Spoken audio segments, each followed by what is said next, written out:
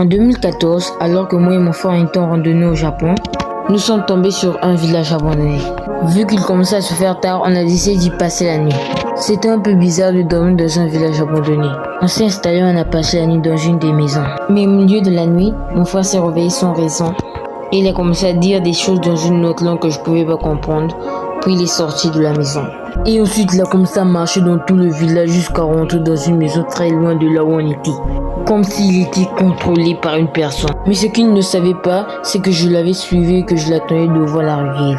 Vers 2 heures, ils l'ont fait revenir vers la maison mais il n'était pas dans son assiette normale. Il a commencé à me frapper puis il a dit « Vite, on doit rester là, vite !» Mais qu'est-ce qui t'est arrivé, Frangin? Il est monté sur son cheval puis il a foncé, me laissant derrière lui. Je l'ai suivi jusqu'à ce que je le perde de vue.